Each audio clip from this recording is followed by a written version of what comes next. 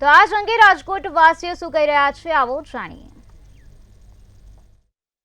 ચૂંટણીની જાહેરાત થવાની છે ત્યારે રાજકોટ વાસીઓનું ચૂંટણીને લઈને શું કહેવાનું છે આપણે એમની સાથે જ વાત કરીશું। આપણી સાથે રાજકોટ વાસીઓ જોડાણા છે, એમની સાથે વાત કરીશું। ખાસ તો જ્યારે ચૂંટણીનો માહોલ છે ત્યારે કયા વાયદા સરકારે પૂરા કર્યા, કયા વાયદા સરકારે પૂરા નથી કર્યા, તેને જ લઈને આજે રાજકોટ વાસીઓ આપણી સાથે છે। શું નામ છે આપનું? મેઘના ભટ્ટ। બેન, શું કહેશો, સરકાર તરફથી જે કામગીરી થઈ એને લઈને આપ કેટલા સંતોષી છો? અને ખાસ તો ચૂંટણી આજે જ્યારે ડિક્લેર થવાની છે ત્યારે શું કહેશો, કયા વાયદા સરકાર તરફથી પૂરા કરવામાં આવ્યા છે? મોસ્ટ ઓફ તો બધા વાયદા પૂરા કરવામાં આવ્યા છે, જેમ કે રામ મંદિર છે। રામ મંદિરનું જોયેલું છે આપણે, બહુ બધો ઉત્સાહ હતો બધામાં। અને જે રીતના સરકારે આપને એ જે જોઈતું હતું એટલા વર્ષથી બધા જે વસ્તુ માટે ઓલું કરતા હતા એ મળી ગયું છે, તો એનાથી વિશેષ શું જોઈએ એમ। આપ શું કહેશો બેન, શું નામ આપ? શર્મિષ્ઠા પાટીલ। હું એમ રોડ રસ્તા આ સરકારે જે બધું કર્યું છે કામ બહુ જ સરસ કર્યું છે। રોડ રસ્તા છે એ અમને બહુ જ ગમ્યું। પુલ જે કર્યો છે, જે ટ્રાફિકના જે નિયમો હતા એનું બધા પાલન કરતા થયા છે, એ મને વધારે આ સરકારનું કામ ગમ્યું છે। અને બાકી નવીનમાં જો હું કહું તો અત્યારે જે ટ્રાફિકના પ્રશ્નો છે એમાં આપ શું કહેશો બેન, કઈ પ્રકારે અત્યારે જે કામગીરી સરકાર તરફથી થઈ રહી છે તેનાથી રાજકોટવાસીઓ કેટલા સંતુષ્ટ છે? રાજકોટવાસીઓ ખૂબ જ સંતોષ છે કે અહીંયા એમ્સ મળી છે, રસ્તા પુલ ને ઓવરબ્રિજ બધા બની ગયા છે, પછી અટલ સરોવર બધું આમ બને, બહુ મજા આવે। બધા લેડીઝોને પણ માટે સેફટી માટે સારું છે। તો આપ શું કહેશો બેન, આપ અત્યારે સરકાર તરફથી જે સુવિધાઓ ક્યાંક આપવામાં આવી છે તે સુવિધામાં શું ઉણપ રહે છે? ચોક્કસથી આપ શું કહેશો, સરકારની કામગીરીને લઈને આપ શું કહેશો? બહુ સરસ છે કામગીરી।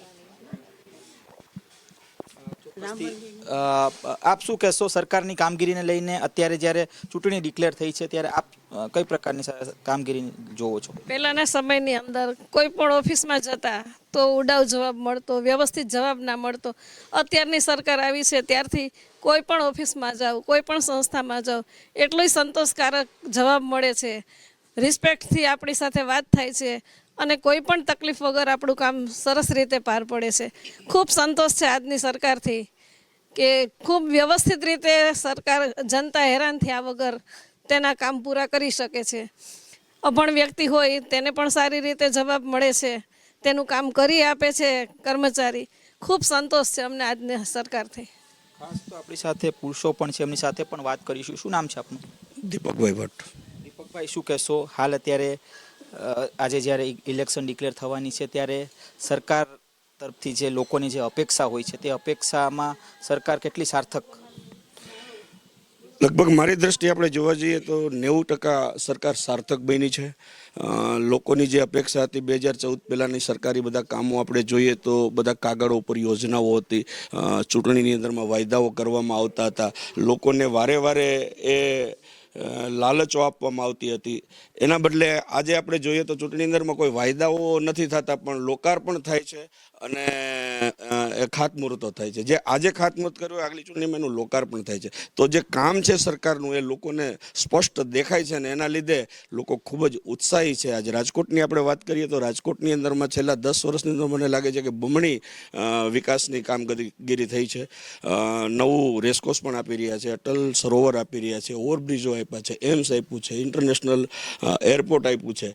તો આ બધી કામગીરી માત્ર રાજકોટને જ આમ જોઈએ તો આપણે આખા ગુજરાતની અંદરમાં સારા કામ થઈ રહ્યા છે। તો સરકારની કામગીરીથી ખૂબ જ સંતુષ્ટ છે। ચોક્કસથી કહી શકાય કે સરકારની કામગીરીથી ક્યાંક લોકો અત્યારે સંતોષ માની રહ્યા છે, ત્યારે બીજી બાજુ આજે જ્યારે ચૂંટણી જાહેરાત થઈ રહી છે ત્યારે ચૂંટણીના જાહેરાતને લઈને પણ એક ઉત્સાહનો માહોલ દેખાઈ રહ્યો છે। ખબર પર્સન લલિત વ્યાસ સાથે ધ્રુવ કુંડેલ, રાજકોટ।